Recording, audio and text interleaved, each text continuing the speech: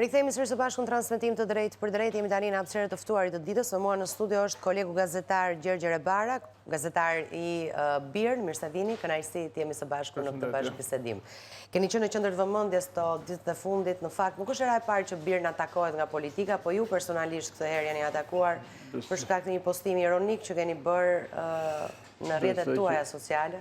Besoj që është një çështje që i takon të shkuar, se s'kam asnjë lloj komenti për sulmet që mund të bëhen ndaj meje personalisht. Shqetësimi është natyrisht që të gjithë protestuesit pa përjashtim janë në sulm dhe aktivistët janë në sulm dhe janë në sulm shumë të hileqar dhe të padrejtë. Do të thënë shteti është duke përdorur burimet e veta shtetërore, po abuzon me pushtetin e vet me qëllim që të shënjestrojë njerëzit një me një, qoftë duke shfrytzuar të dhëna që dukshëm kanë dalë nga dokumentet shtetërore, qoftë duke përdorur pushtetin e shtetit për të shënjestruar individ të ndryshëm, siç ishte rasti i ministrit të brendshëm që përdori fuqinë e shpalljes non grata të një shtetëse nga Kosova vetëm e vetëm sa ajo ishte protestuese në Tiranë.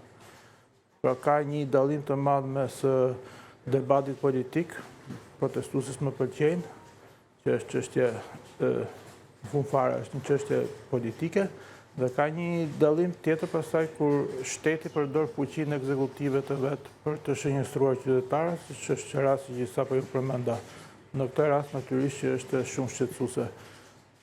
Në fakt, zoti Palla, ka shkuar më tej, përveç se ju ka sulmuar juve, kur i është drejtuar dhe ambasadave, i është drejtuar edhe donatorëve dhe ka kërkuar llogari për fondet që jepen mediave në përgjithësi. Besoj që ai i ka të gjitha të drejtat të kërkojë llogari edhe Zotit, po të doj, po fakti është që, si thua, aktiviteti i qytetarëve, drejtë e qytetarëve për të protestuar është e drejtë e garantuar në kushtetutë dhe është e drejtë e brendësuar në çdo vend normal, me përjashtim të një vendi anormal si Shqipëria. Çdo politikan në Evropë e di që një qytetar ka drejtë protestojë dhe që nuk mundet të bëhet shënjesër për shkak se ai po proteston.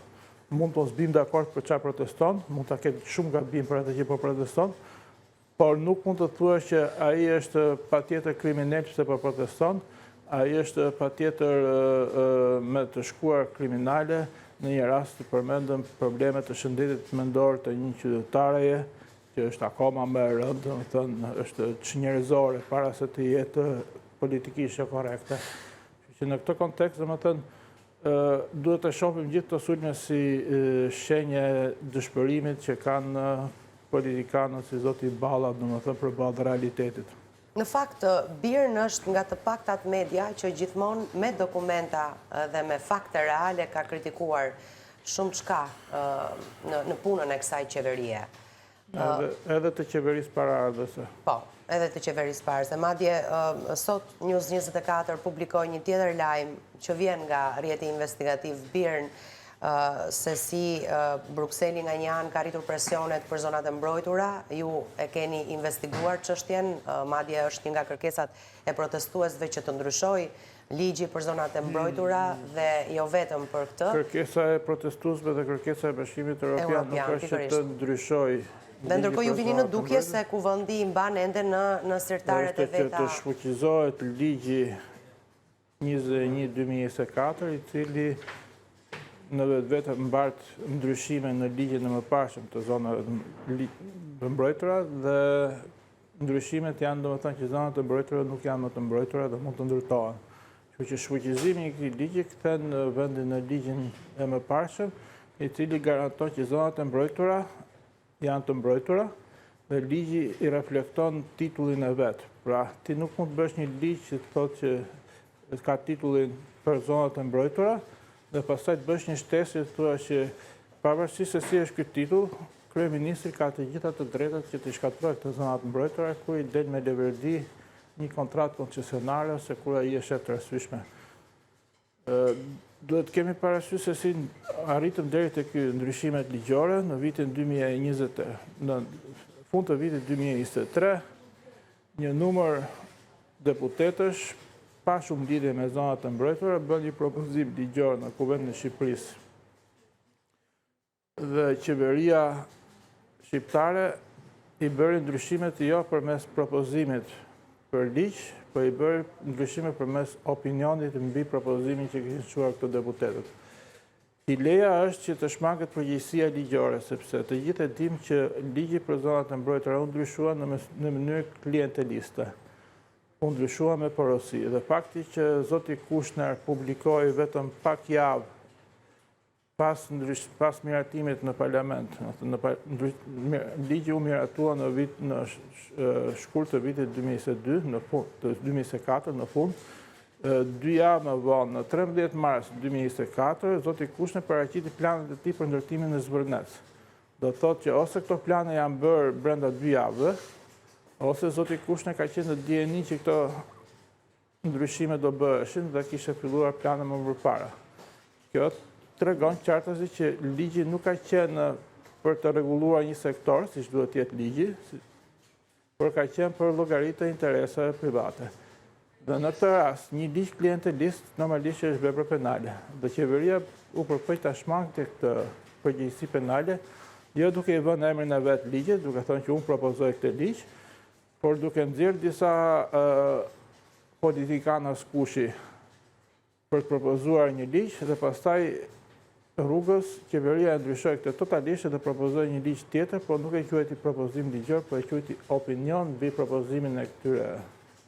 Pra është një lojë fjalësh e cila nuk bind askënd.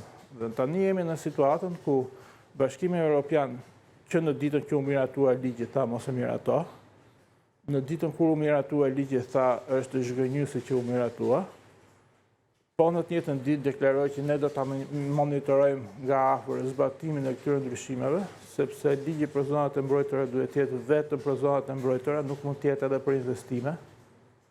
Ligj për investime është ligj tjetër, ligj për planifikimin hapësinor është një ligj tjetër, ligji që lejon ndërtimet është një ligj tjetër. Nuk mund të jetë të mbaj titullin për mbrojtje dhe të jetë shkatrimi.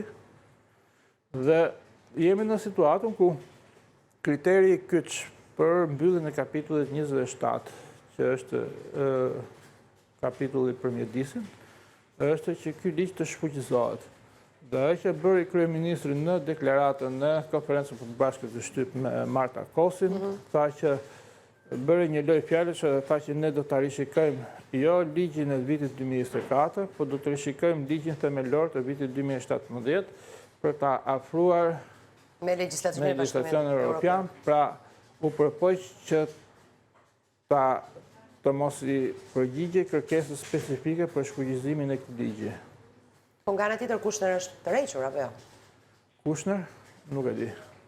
Nuk e dini, nuk keni informacion. Jo, kam ide. Nuk ka parë një deklaratë që të tërhequr Kushner nga projekti.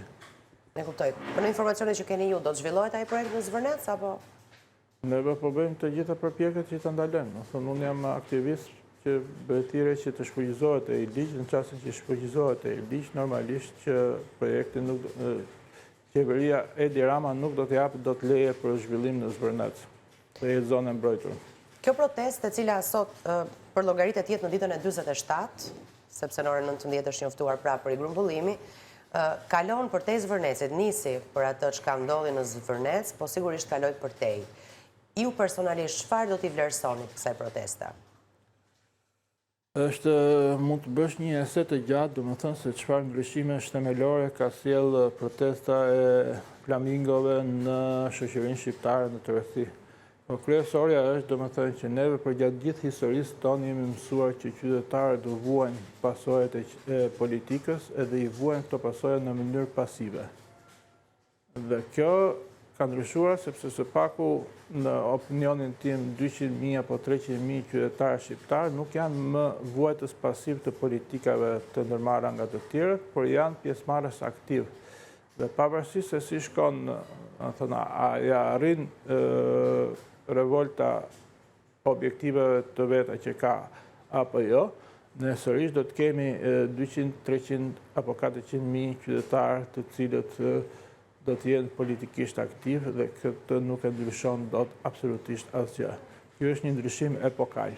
Do të kemi parasysh që shqiptarët në kulturën e vetë politike si thua, në vitin 90, ndryshe nga gjithë popujt e tjerë të Evropës lindore, për shembull Polonia kishte një kulturë politike të saktuar, kishte një gjë që quhej samizdat, që ishte shtypi legal që botonte libra të lëvizjes Solidarnosht. Neve nuk kishim asgjë të tillë, ishim një regjim që si thua kontrollonte çdo gjë dhe kontrollonte mbi të gjitha sferën kulturore. Sot jemi në pikën që në situatën ngjashme jemi për sa i përket sferës kulturore, në kuptimin që kemi së paku gjatë gjithë kohës regjimit aktual të kryeministrit Edi Rama, të cilët si thua bibliotekat publike nuk furnizohen me libra. Librat e bler nga bibliotekat e shkollave bazohen në lista qesharake të cilat nuk reflektojnë asgjë politike. Nuk ka literaturë, si thua që njerëzit të mësojnë çfarë është e majta, çfarë është e djata, çfarë është ekonomia, çfarë është liberalizmi, çfarë është konservatorizmi. Dhe në këtë pikë do të thënë jemi shumë dobët nga kultura politike, por nuk jemi në të njëjtin pozicion siç kemi qenë në vitin 90. Pra, ndryshimi kulturor është jashtëzakonshme dhe kjo vërehet në faktin që në të gjitha revoltat e mëparshme, dhuna ka qenë reagimi instinktiv i qytetarëve edhe i qeverisë. Në kuptimin në të njëjtin, dolën studentët në 8 dhjetor, dolën duke brohlitur deri te liceu artistik, aty ju shfaqën skafandrat e policisë edhe i rahen, edhe i shpërndan me dhunë. Dhe në 97-ën protestat nisën në mënyrë shumë paqësore në Vlorë, vijuan në mënyrë paqësore për shumë edhe shumë kohë, pastaj qeveria çfarë bëri, mendoi që mund të imposhte me dhunë, dori skafandra, vrau njerëz, veproi në mënyrë krejtësisht çnjerëzore dhe shkaktoi gjithë ato tragjedi që ne i mbajmë mend. Në 2026 kemi simbolikën e vezëve, goditjet me vezë, por nuk e kemi larg dhunën. E kemi prezent, kundër përgjigja është. Rreziku që protestat të shpërkadojnë në dhunë ka qenë e pranishëm në ditët e para dhe ka qenë shqetësim i të gjithëve. Ajo që ndodhi është që fryma e përgjithshme e të gjithë protestuesve ishte që të mposhte këtë dallgën e ngasin për dhunë dhe ta kthente protestën në protestë paqësore siç është bërë edhe sot, dhe kjo ishte një fitore e madhe edhe për lëvizjen, por edhe për të gjithë qytetarët shqiptar. Nëse mbani mend, domethënë një nga skenat vendimtare ka qenë kur një qytetar i ofroi lule oficerëve të policisë, duhet ishte data 3 ose 4 qershor, dhe kjo si thua zbuti klimën e mosbesimit edhe pavarësisht se episodet e dhunës dhe dhuna e policisë gjatë protestave në 2 korrik në parlamenti nuk duhet të injorohet, as nuk duhet të nënvlerësohet. Policia u sol në mënyrë jo korrekte, abuzoi me pushtetin e vet në dëm të qytetarëve, arrestoi qytetarë të cilët nuk bën absolutisht asnjë akt të dhunshëm dhe nuk ka absolutisht asnjë provë që të kenë bërë një akt të dhunshëm. Këto nuk duhet me harru të gjitha, por pavarësisht kësaj duhet me patë, domethënë që është protesta më e gjatë dhe më paqësore që ka parë vendi në historinë e vet. Dhe është një ndryshim kulturor masiv që do të pasojat e pozitive të cilët do të ndjehen për dekada dhe dekada.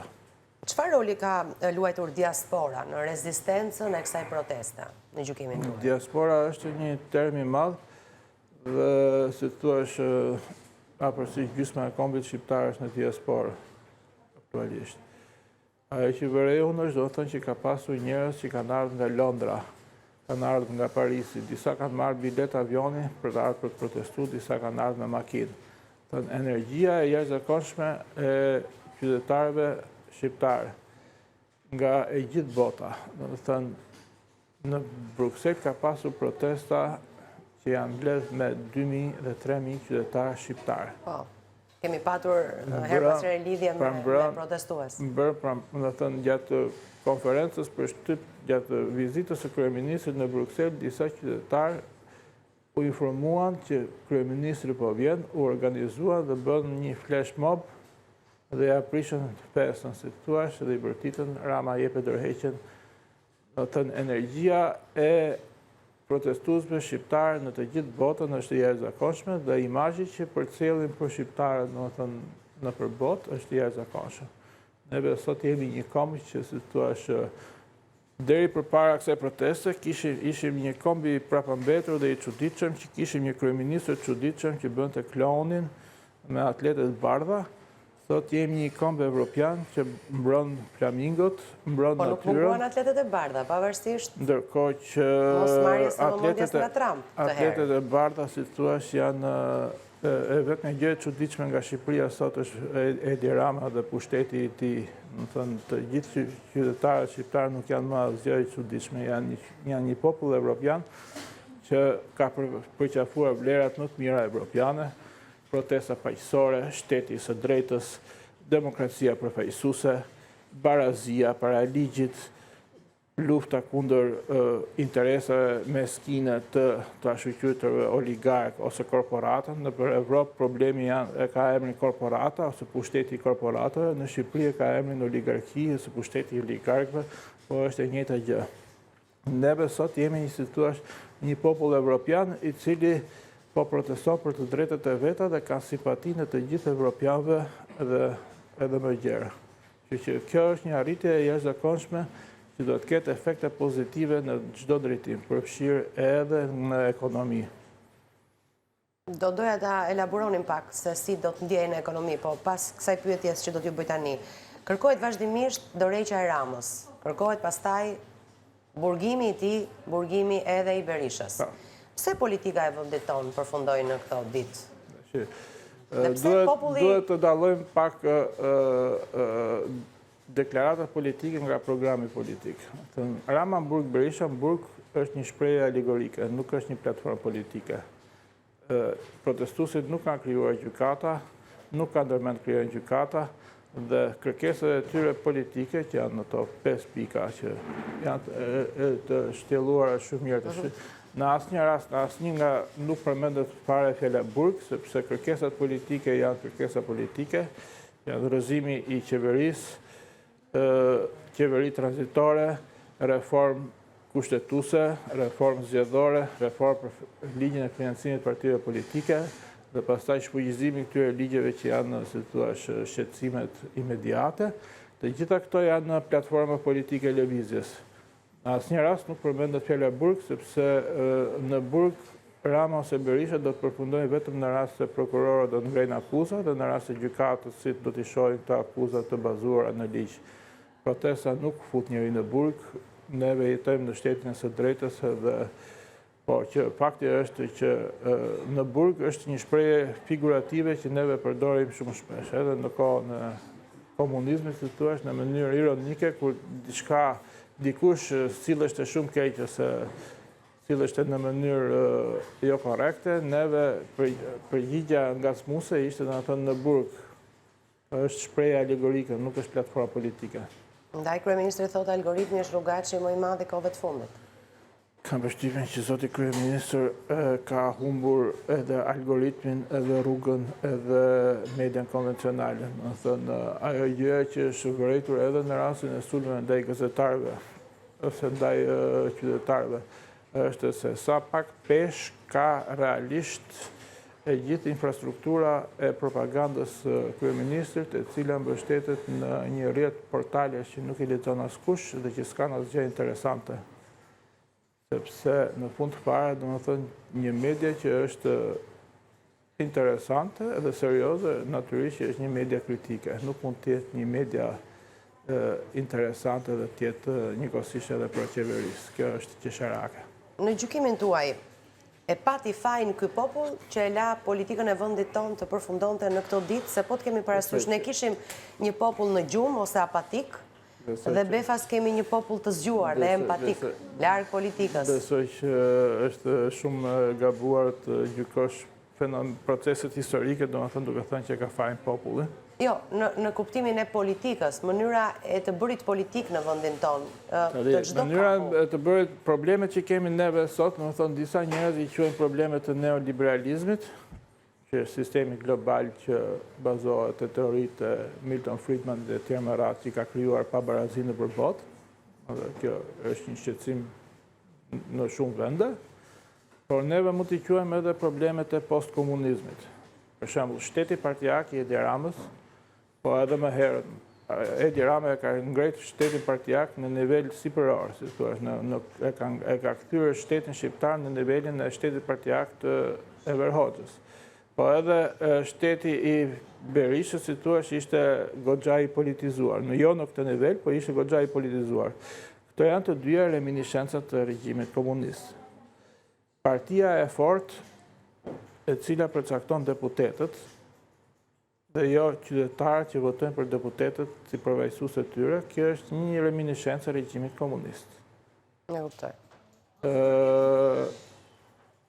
Udhëheqësi i pazëvendësueshëm legjendar që vjen në imazhin e Skënderbeut, Ali Pashtë Pelenës e tjerë me radhë.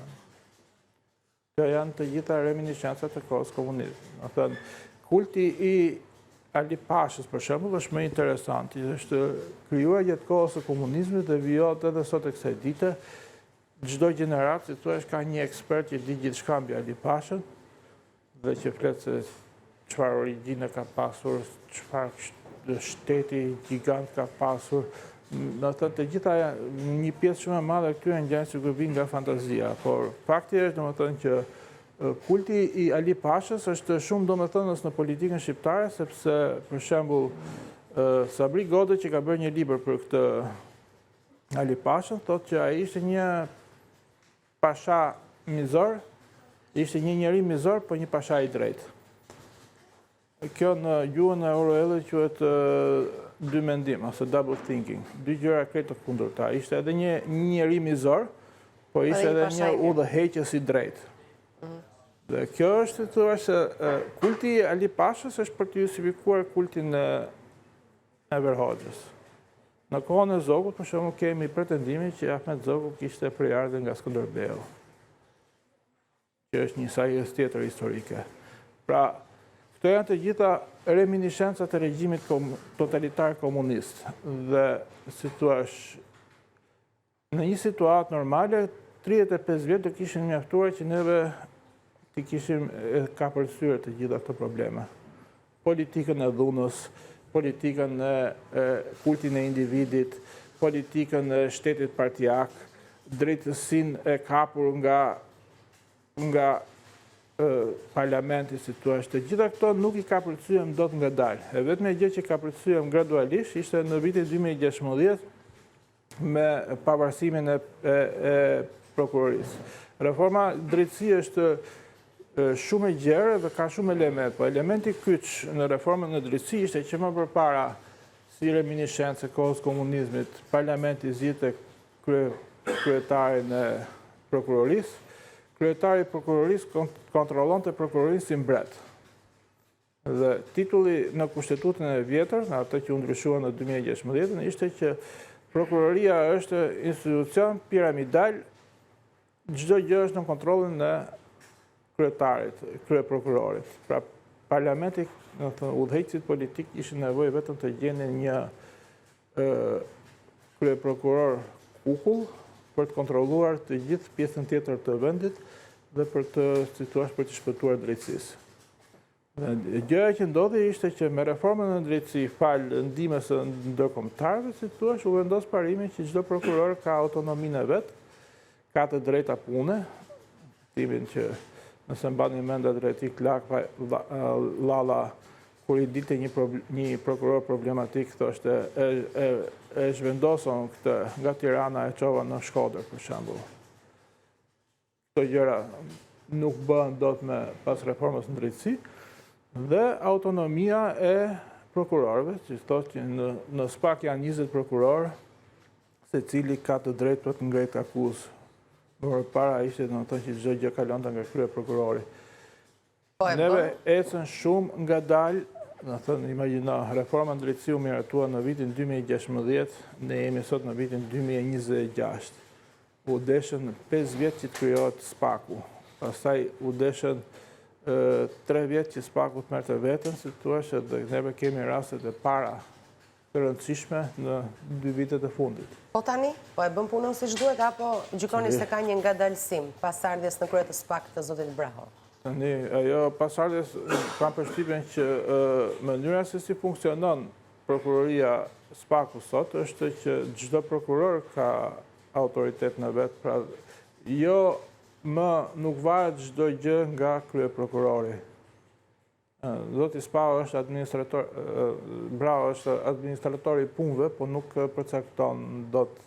Gjatë kësaj kohë që se keni bërë në re, janë në dy çështje jashtëzakonisht shumë masive të luftës kundër pastrimit parave, që në fund fare janë edhe çështje politike, pavarësisht se nuk dallohen, po të janë sekuestruar në Tiranë një numër pallatesh ikonike me vlerë minimalisht 300 milion euro, po normalisht duhet të jenë diku te 400 milion dhe 500 milion euro, që i përkasin vetëm dy organizatave të krimit ndërkombëtar. Këto janë goditje që kanë ndodhur në muajin qershor të këtij viti. Po politika mbetet pak pastaj për këtë goditjeve kam fjalën. Besoj që përderisa është goditur zëvendës kryeminist, tashmë ish zëvendës kryeministre, nuk e di se do të mendoj që duhet Nuk e di nëse do të ketë një kërkesë tjetër për arrestimin e saj, për shembull u pyet zoti Brown komision, tha shumë shpejt do të kemi një vendimarrje, po nuk e dim si do jetë kjo vendimarrje. Kështu që nuk Unë do mendoj që SPAK-u ka bërë jashtëzakonisht shumë punë dhe shumë progres, dhe po të vëresh, domethënë po të lexosh vendimet e gjykatës ose të prokurorisë në dosjen Lefter Koka në vitin 2021-2022, dhe po të do lexosh dosjet e fundit mbi pastrimin e parave, do të dallosh një përmirësim cilësor të jashtëzakonshëm edhe në mënyrën e arsyetimit logjik, edhe në mënyrën e arsyetimit si thua juridik, por edhe mbi thellësinë e hetimit veçanërisht në hetimin pasuror. Do të më përpara ishte një hetim i përcip për sa i përket identifikimit të pronave të krimit, ndërsa në dy dosjet e fundit numri i regjistrave publik që ishin kontrolluar për të gjetur çdo pronë që mund të gjendet nga këto dy grupe kriminale ishte jashtëzakonshëm. Kuptoj. Kështu që përmirësimi në cilësi dallohet nga, po duhet të lexosh vendimet në vijimësi dhe duhet të lexosh vendimet nga dosjet, si thua, nga ato të parat në 2021 deri më sot. Për ta kuptuar diferencën. Shqetësimi im për SPAK-un është që një numër jashtëzakonisht i madh dosjesh shumë serioze dhe shumë të rëndësishme kanë ardhur nga të dhënat e SKA-CC-s, të cilat në fund fare ishin ngjarje aksidentale. Në mënyrë shumë aksidentale, trafikantët kanë përdorur një aplikacion të cilin autoritetet franceze identifikuan dhe përgjuan. Dhe kështu u zbulua gjithçka. Kështu u zbulua për atë pjesë. Tani problemi është domethënë që SPAK-u dhe policia e shtetit, se duhet të harrojmë këtë pjesë, duhet të zhvillojnë kapacitete për të hetuar krimin organizuar veçanërisht, por edhe korrupsionin, pa pasur akses në këto dokumentet e lehta që vinë nga SKA-CC. E kuptoj. Tani, jemi në fund të bisedës dhe siç thash dua të kuptoj, unë dhe publiku besoj, se si ka ndikuar ose si do të ndikoj kjo protestë ose rezultatet që ajo do të prodhojnë në fund tek ekonomia. Unë kam dëgjuar se nuk jam eksperte, që ekonomia e vendit tonë për një kohë shumë gjatë është në ditë të vështira. Në ç'kuptim të ditë të vështira?